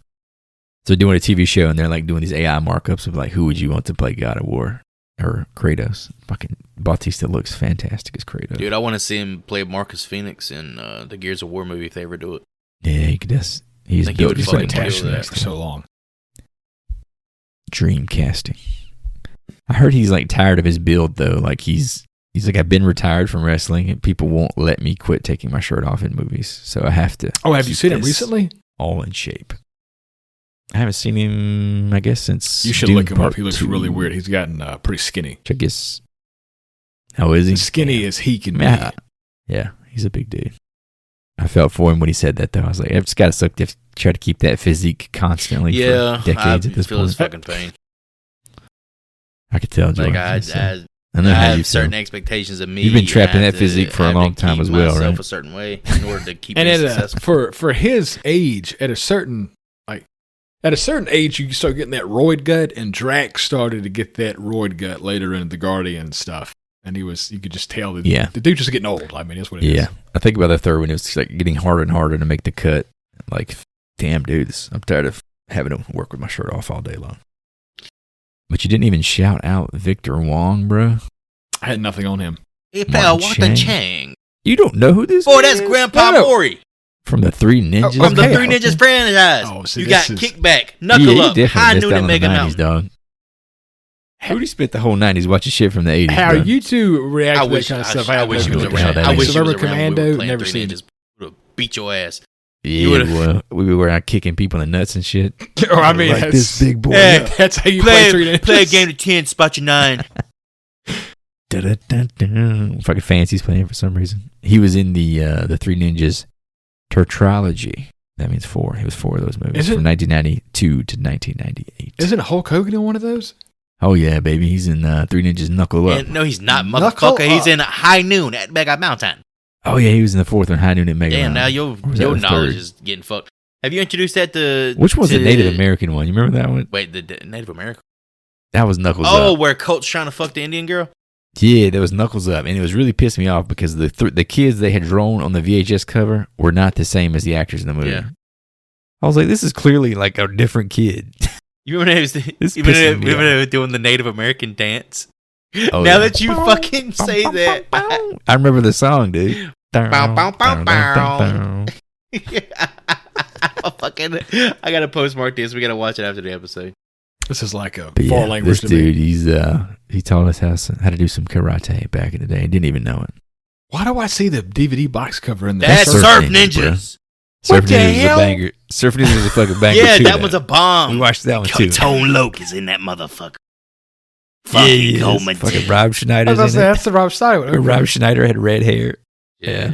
Because the kid had the Game Gear, and whatever he did on the Game Gear would happen in real life too. Y'all were Boy, you wait. You got a minute. Martial when this arts, shit's dog. over, you got a minute and 30 seconds of knuckle up dancing scene to the Indian stuff. Yeah, we grew up on Jackie Chan, fucking Bruce Lee, all the martial arts and westerns, and then comedies. See, none of that was in horror movies. None of that was shown in my house. If it's martial arts, that shit got thrown out. This motherfucker grew up on. We're gonna watch Over the Top. Rumble in the Bronx. We're gonna watch arm wrestling Over the Top. Dude, sit down with your bowl of cereal. It's a Dan Aykroyd marathon. We're watching the Great Outdoors, damn it. But yeah, a lot of westerns, a lot of martial arts for us, and a lot of horror movies. We had it pretty good growing up. Now that I think about it, it was all right. I had it pretty good growing up too in the 90s, but also in the 80s. He was just living through the 80s. He's the nostalgia bait when he was 3 years old. He was nostalgic for 1982 back then. Locals start turning up dead, including a shepherd and 2 construction workers. Something unseen stalks the desert. So you guys unseen force ate the entire herd of the shepherd and the shepherd old Fred as well. Oh yeah, the head under the that hat. was sick. I love that. He did leave his damn head poking out, looking straight up. But the sheep are like partially digested or something. Like they're not even pulled into the ground. No, they're slaughtered almost. Doing almost exactly? like they threw a fucking grenade. You have to. It's funny going. You have to respect the fact that I think in the sequels they use a lot of CGI, but in this film they did practical effects where they dug the hole or the trench and they placed in like a water buoy and they drug that through the trench and that's how you got the effect. And it's such a simple. Well done. It's pretty clever. It's such a simple, well done effect. Seems like pretty labor intensive though. They're digging that fucking trenches. I hope they had a backhoe, but yeah. Yeah, I guess this is true. No, I'll make Kevin Bacon do that shit by hand. He's got to get some blisters on them fingers. I figure out how to swing a damn hammer. And watching this, I know we talked about the box cover, the art already, but watching this again for the first time in a very long time, kind of the way everyone's disappearing, like these random people around town, and then the way that we're seeing the attacks happen. It's the first time it really hit me that, oh, this is Jaws in the sand. Like, obviously, that's a huge inspiration for this movie. And having just rewatched Jaws, you can kind of get that same vibe. It's crazy how much, as a kid, that just I totally had seen Jaws 100 times and knew the whole story too, but totally missed the boat that those things were. One was obviously riffing on the other. I feel like with that in mind, it kind of unlocked a lot of the movie for me, though. This is where we get the great line, too, when they find the shepherd. They're under the ground. I like when he stops with the construction workers. You gotta get the hell out of here. There's a maniac running around cutting people's heads off. I'm not kidding. Yeah, whatever, man. A road-blocking rock slide traps the town, and a strange snake-like creature latches onto Val and Earl's truck before being torn in half. This is when they stumble upon the scene a little bit later with the construction workers being killed by an unseen force. Oh yeah, the truck is fantastic in this movie too. It's like the ultimate shit kicker. I love that truck. Yeah, just totally just ran through the damn desert truck. It's awesome. If there are two things in the movie that I remember before I rewatched it, it was the truck and that Pepsi machine. Oh, the cooler, yeah, where they jump on top of it. For some reason, that's unplug it. All right, because we might not even talk about the scene later. Kevin Bacon jumped on top of it and is telling motherfuckers to pull it out. Yeah, it didn't make no sense. You're laying on it, Kevin. Unplug it. He's trying to keep it down so the graboid doesn't tip it over. Or whatever. Were they trying to save the sodas? Nice cold Coca-Cola. Gotta save the Pepsis. Gotta get them Pepsi Colas. Keep them refrigerated, baby. Shout out North Carolina's finest. Borrowing horses to escape, Val and Earl stumble on a buried car and are attacked by a massive burrowing worm with tentacled tongues. Oh, they ready to lick something, that's for sure. Did you guys question any of the logic of how these things work and attack? And nope. Any of that? Not at all. Around? It's crazy how it's like no one ever really thinks about it. And here's the movie thing, again, I don't really think there's a point in thinking about it. I think the movie makes it a point itself to not explain anything. Well, they did think about it for a little bit because the original concept was for the graboid to come out of the ground and then like its skin would pull back to show its full, I guess, face and mouth or whatnot. And they said that it looked kind of flaccid. So. You mean phallic? Phallic, there you go. So flaccid as well. Flaccid, I guess. No, it didn't look very flaccid. It looked very erect. Fucking flaccid. It looked like a dog's dick hanging out. A little red rocket, little dog dick. So they scrapped that idea and added the multiple tongues or whatever they are, and that made it less phallic. I want to see the Red Rocket movie at this point. I want to see the dog dick killer that digs up out of the ground. It comes at you, but then it gives you more and more flaccid, so it never really catches up to you. I think it's falling apart. Eventually, it folds in on itself. Is this motherfucker circumcised or not? He's never going to catch me. Oh, look, there's space docking in the distance. It's just two of them. It's never talked about, but for some reason Bert is wearing an Atlanta Hawks hat. Yeah, I meant to Google from that Atlanta. I never did. I'm going to Google that. I don't want that damn memorabilia, dog. Give me that fucking It's so hat. random. Well, maybe he's a transplant. He definitely seems like the type of guy who had a family in Atlanta and like said the end of the world is coming, so I'm moving out here. I'm going to shoot anybody who comes on my property type He's of got guy. a hell of a lot of guns. Too many guns, wouldn't you say, Apparently Jordan? they sell a corduroy Atlanta Hawks hat. Oh, $26 on Etsy right there. in honor of Burt Gummer. It's called the Burt Gummer. I mean, if you win as Burt Gummer for Halloween, it's a shit. pretty $26. That to ain't pull bad. off. That ain't bad at all. It's really just the hat. So this car they stumble upon, it's the final resting place of Jim's wife. Jim being the town doctor who diagnosed the first guy, Edgar, as being killed or dying due to dehydration. What do you guys think about this effect of the car like actually being pulled into the ground? Oh, I love the because it cuts away to like a long distance shot too, where you see the headlights like flickering through the sky and eventually fading as it gets pulled into the sand. Pretty tight. Looks good. I like how he that starts generator digging got for sucked the damn, into the ground. pulling it up. Like obviously something's wrong at that point. I'm just fucking letting him have This it. movie is really good about showing you that something happens without actually showing you that it happened. Dun dun dun dun. It's Jaws. Yeah. Didn't quite have the same score though, according to Hootie. Well, we'll get there. Sega Genesis. I'm still like baffled by what you meant by that one. It just, Like the 8-bit like title card music. yeah, it's exactly what it sounds like. I just thought of like Aladdin or The Lion King. After escaping a close call with the first of what would turn out to be many graboids, Val and Earl meet seismologist Rhonda once again, who reveals that there are more creatures that they hunt by sensing vibrations in the ground. Convenient as hell that she's here doing this job when all this is going down. Because she's a college student, and I guess they rotate these students out on a regular basis, and that's kind of why they pulled up on her. Because Val said, "It's a girl this time. Let's go get her, Earl." Well, I mean, there's got to be somebody here to tell us how the Earth works. Can you imagine this movie without any of her like expertise about seismology? These motherfuckers would be entirely clueless. Totally lost.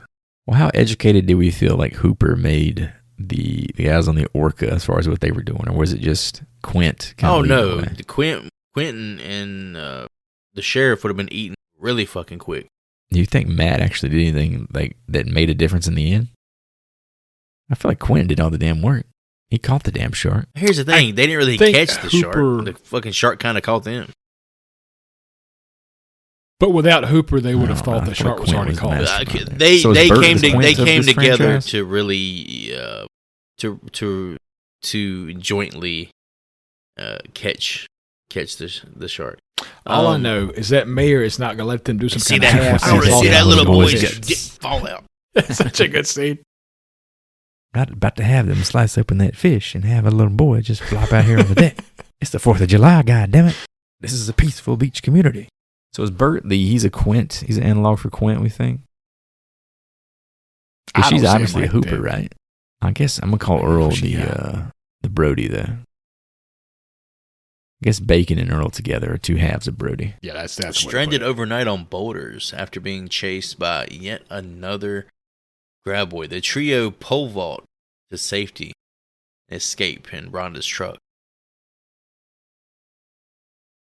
That's some long ass poles. Just happened to be there too. Just happened to be three. Happened to be three of them. They're long as hell, dude. Those are like 20-foot long poles. And just happen to know how to pole vault. If you ask me to pole vault, I will break my damn neck. For the story itself. Apparently, the writer was doing this recreationally. That's a thing people do. Let's go find a bunch of boulders and just fucking pole vault back and forth.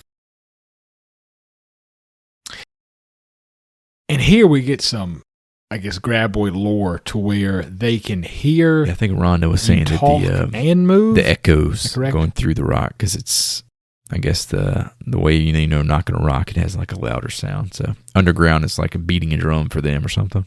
But them hearing your voices, that I don't really know how that jives, because that's just vibrations in the air. I don't know how they would feel that underground. Science. And also, Rhonda just happened to park beside a rock. Oh, yeah, she was parking in the shade. This is a very convenient scene. This is probably the first scene they wrote in this movie. Back in town, store owner Walter is killed, forcing survivors onto rooftops while gun-toting Bert and Heather Gummer blast one worm in their basement. So here before Walter dies, he's trying to coin a name for the actual monsters. He goes through snakeoids, graboids, and also suckoids.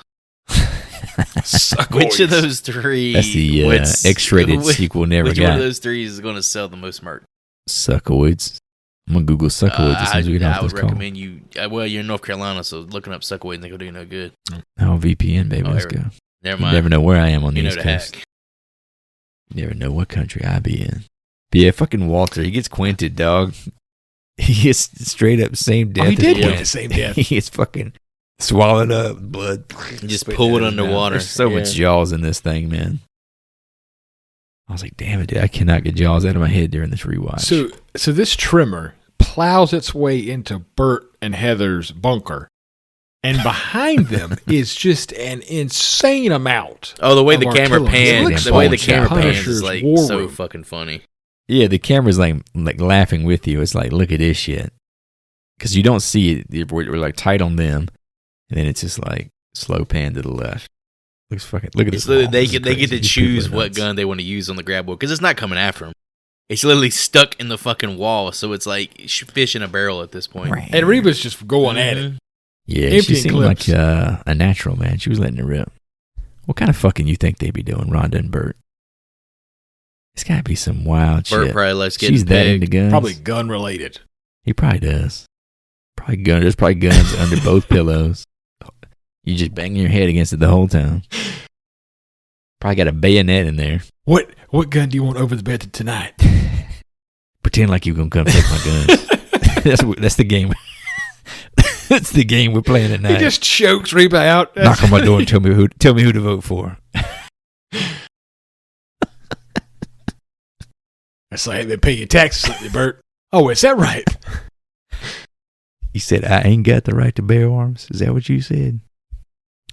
But the elephant gun, man, that's this is the expression to me didn't exist outside of this movie too. Again, this might not even be what you really call these guns, but I use this as a point of reference when I talk about this type of a gun in my mind. Like the guy dying of thirst thing. Like in my mind, it goes back to Tremors. This is a fact because I heard it in Tremors when I was 5 years old. Apparently that was an 8-gauge Darnay, I don't know, shotgun.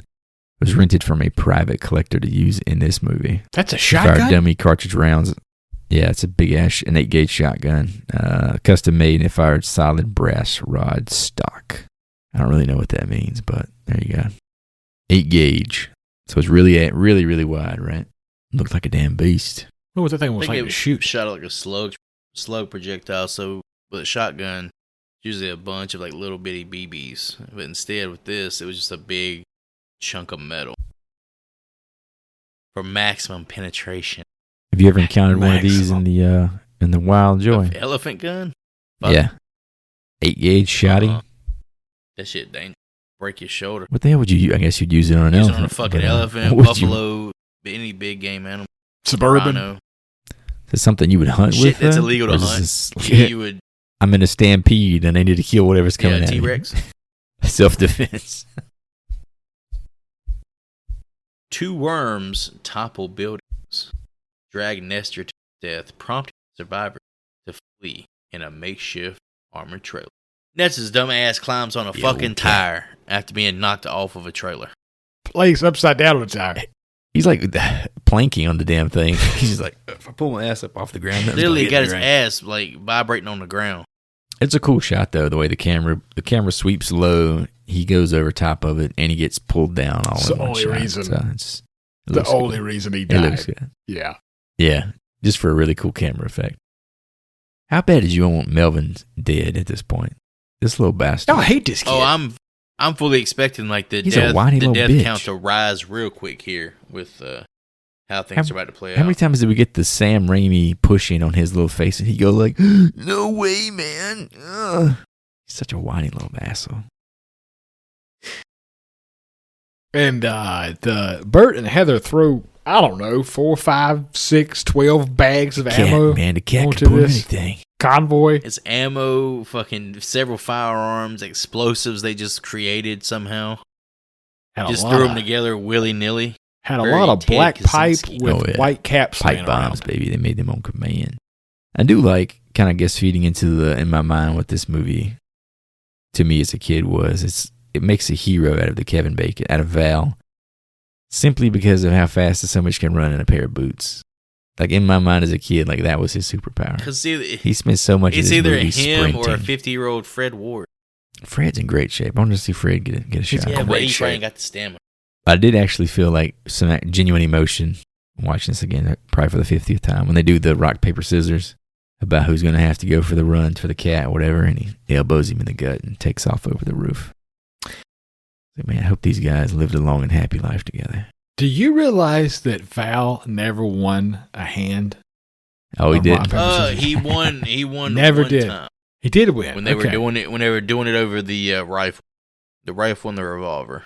But it ends up that Reba McEntire gives fucking Earl a goddamn Model 70, which is a nicer rifle and a higher caliber or bigger caliber. He still ends up winning. Nerd. Give us some nerd alert shit right here. What are you talking about? How do you know what's a better gun? Well, I guess better is subjective, but it's like a hand of the beholder. I mean, it's a bigger caliber. I'm a pro. Larger caliber.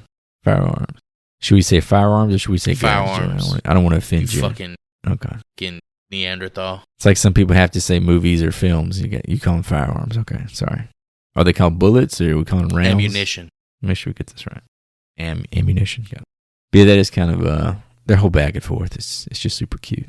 I don't know if it was all in the script or not, but these two fellas. I feel like these guys hung out after work. Oh, yeah. Or after like shooting. I feel like they had a genuine friendship. Whole time Earl trying to get his ass laid. He's doing everything he can not to. He's like, Rhonda, you should really fuck my buddy here. I know he's kind of a dickhead, but you should really fuck him. He's cute. He's a hero. Watch him go running across this desert. The creatures dig a sinkhole, stranding the survivors on rocks. People can't stay off rocks. Bert's homemade bombs take out one worm, but the last spits a bomb back, leaving only a single explosive. He literally spits that fucking bomb out back onto the rocks and just displaces everybody. With accuracy. Everybody that made it to the rock. With fucking accuracy. Yeah. I like how Val goes, you're not going to do your lasso trick, are you? Like said, you're not going to drive a hammer lasso trick again, are you? You ain't got no day for that shit. In this it's scene, funny because he looks like he's natural when he's doing it. Like, he genuinely looks like he knows what he's doing. That's true, yeah. In this scene, Bert hands Melvin a gun, and that kid immediately puts his finger over the trigger. It reminds me of Tarantino and From Dusk Till Dawn. When he has this really, like, when he gets his hand on the gun and he whips it out. Oh, yeah. He's just ready to blow his fucking load. Richie, you okay back there? Oh, yeah. I don't know if you guys paid attention to it, but the camera at some point pauses on the blown up corpse of the first creature. And you can see these like little white egg-like objects amongst the gore. Oh, yeah. I think that's like possibly setting up like a potential sequel before they knew the movie was even going to blow up, just to give them like an out. They look like little eggs. It was weird. I did because it stands out so much from like the red and orange gore. Yeah, the gore is like very unique in this movie. I guess maybe because the way it like kind of is painted against all the sand. But I remember especially here in like the last 4 or 5 minutes, like how red and like viscous and orange everything is. So I don't know if we're getting to a different version of the graboid at this point, because we've seen like the one that pierced, or two, I guess, that it pierced through the walls. We said there's like 4 or 5 in the valley, I think, according to Rhonda, right? Maybe this is like the female of the tribe or something. Maybe. The tribe. Maybe who do you call them? These flaccid red dog dicks. Maybe this is. Yeah, they were so flaccid coming out. He had to peel back the foreskin of the graboid. Maybe this is the Beyonce of the gang, the queen bee. We gotta get back to the drawing board, fellas. These boys are too flaccid. The further they push out, the floppier they get. They got too much dick. Can only get so big before it just tips over. You think these things make love? So they get thrown off of the rock is like, rock, and somehow Val is still holding a stick of dynamite. Like, I don't understand how they landed so far. This is some Batman shit. Someone had like a bat suit on. We just get to see it. Val baits the final worm, charging off a cliff, blasting it from behind for kill before heading back to town toward a romance with Juan. So this, obviously, I remember this scene too in my head forever as a kid. Watching it again this time, all three of them are kind of baiting the worm together, right? Oh, yeah. Because Kevin starts sprinting, obviously. He's like, that's his superpower. And the two of them go with him, Rhonda and then Earl. And they're all three standing there, and they're waiting for this fucker to charge. And the other two like start running in other directions, and he just waits. And then he does the dive right there at the end. It's like they had to give him like the money shot. Like, they could have all done this in unison, right? Of the opening of the movie, where he's like trying to wake Fred Ward up with this whole scare of there being a stampede. Like, this is like how you respond to a stampede. Like, if you run from a stampede, like, you're just gonna get fucking trampled. So you kind of just stand your ground and you move at the last second. Yeah, I guess that went over my head, but I don't know how. I'm not a ranch hand, so but yeah. Oh, that thing goes flying right through 100, going 100 over that cliff, and then he kind of falls to the ground like a little turd. And I'm assuming one of Joy's, what have you been eating, crickets or whatever, just falling off of a mountaintop. I'm assuming he doesn't say, "Can you fly, you fucker? Can you fly? Can you fly, you sucker?" But it comes across in your head when you watch it. You hear, like, you can still hear him say "fucker," but it doesn't happen. Yeah, it's in your mind, like in my memory. It's always what he said. Oh yeah, why not tonight? And we got a really nice Reba. Was that an original for this? No. That was off an album back in like mid '80s, like '86 or some shit. She couldn't do the night the lights went out in Georgia. That's the '80s stuff. And Kevin gets all cleaned up, gets his fresh cowboy hat. They gonna leave town, but he says, "Before you gotta leave town, I can't leave this undone." So he goes and does her. And I don't know what it is about this movie, but I walk away from this wanting to go buy a damn piece of denim. Everybody's wearing Levi shirts, Levi jackets, Levi pants. Honestly, every time you see Kevin Bacon running in them damn boots, I'm like, it's not we just can withstand anything. I spent $100 on these damn tennis shoes. They're garbage in 6 months. These boots. But yeah, that brings it into the 1990s Tremors. Before we step away, do you think the final line there that he delivers to the graboid is directly correlated to these sequels? Can they fly? Can you fly, you sucker? Is that what they were like? You know what? Let's make it so they can fly. Then the fourth one, or the third one's going to be, they can drive now. And then the fourth one's going to be, they the fourth one is where Jamie Kennedy flies an airplane against a graboid. God damn it, Jesus. Do you eat fries, sucker? The graboids get jobs at McDonald's. What the fuck? It's just to jump the shark. All right, boys, that is all. What piece of memorabilia. You can't take the Hawks hat. Joy's already claimed that. Already bought it. We're taking it home. Joy just literally bought it on air. What piece of memorabilia we want from Tremors from 1990? I'm not normally one to take clothing items, but Val's hat that he has for the first half of the movie, his ranch hand, straw hat, cowpoke hat, that shit is fucking sick. It looks so fucking cool, and I think Kevin Bacon's got a big head, so it would probably fit me. Head of that. That's what I'm talking about, right? For me, I know I haven't picked one of these in a long time, but for this movie, the truck is so memorable. I gotta take that truck. Good choices. I'm going with the elephant gun just because it's an 8-gauge based. I don't think I'll ever encounter anywhere else in the world. So let me rip that out of Bert's cold dead hands there. All right, fellas, nostalgia behind us. Time to deliver some letter grades. Mr. Hootie, what did you think about Tremors from 1990? Well, Tremors is a movie that seemed to be on repeat throughout my childhood, along with a bunch of 80s films, apparently. something about giant man-eating worms just attracted a small-town southern family into always letting this run if we came across it on cable. After rewatching it for this episode, it is safe to say that this film still holds up.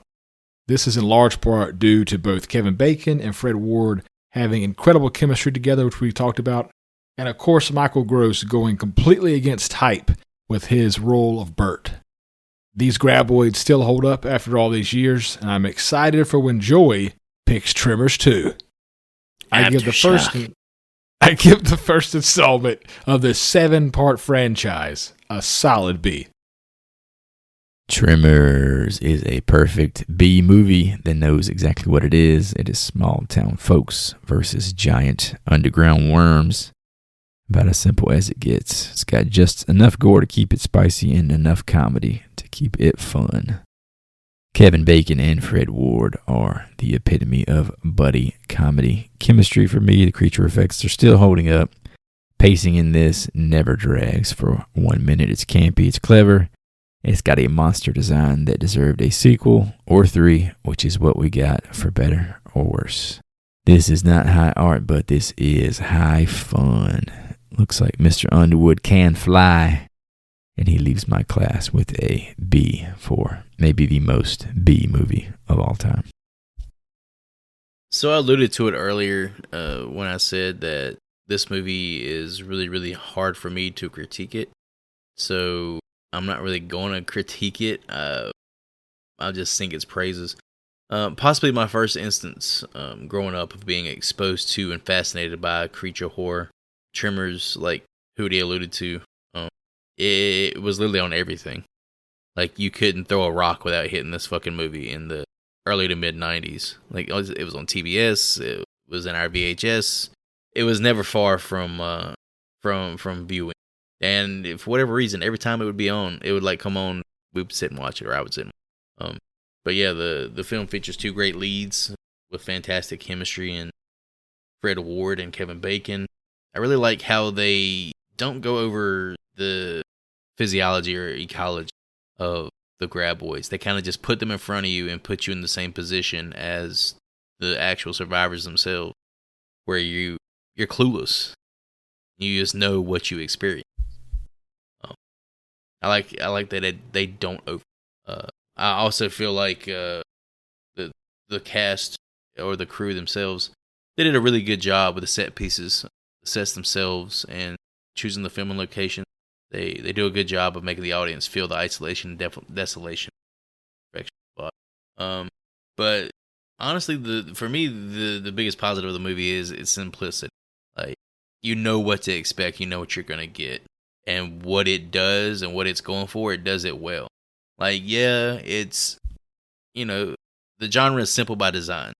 So it's not going to make like a top 10, you got to see these movies before you die, or top 10 best horror movies of all time. But it sits very, very comfortably as a movie that achieves what it sets out to achieve.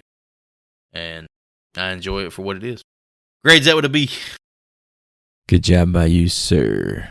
So, tying back to our Rotten Tomatoes Mater Meter game, we take a guess at that audience score on Rotten Tomatoes. If we're within 5 points, we choose what is next. Otherwise, we spin a random wheel to do so. The movie was Joey's choice, so he did not participate. So, between me and Mr. Hootie, I said an 82%, because I'm a good guy.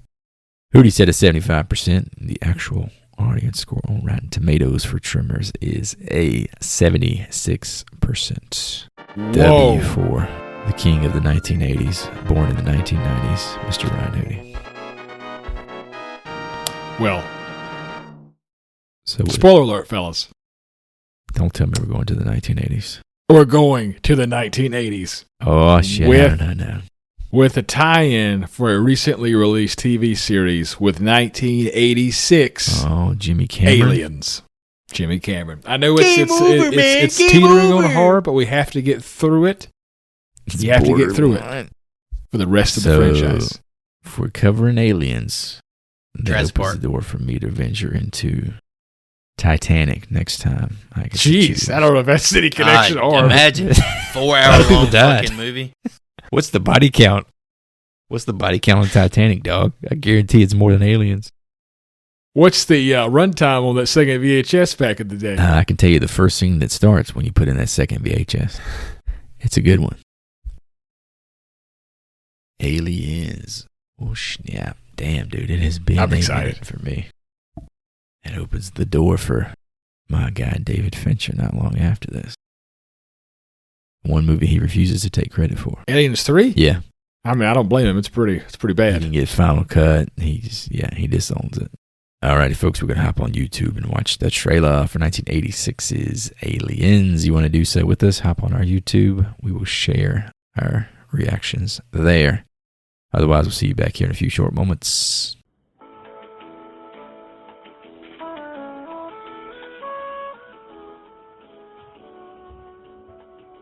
All right, boys, there was the trailer for Aliens from 1986, I believe. Correct. So, Mr. Hootie's Choice, he is out of this here game. So, Joseph, where do you think shit that's is its own Rotten Tomatoes? Gotta be like a 92. With that audience. Gotta be stupid high. What's it, 85? 85% is my guess here.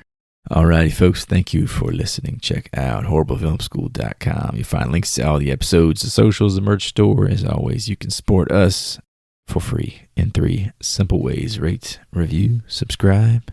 If you're feeling generous, send us some conveniently long-ass wooden poles.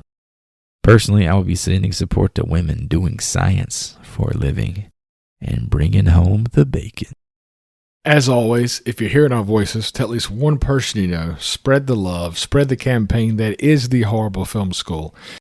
And I'm going to go watch episode 3 of Alien Earth before I watch the classic Aliens. And I'm out.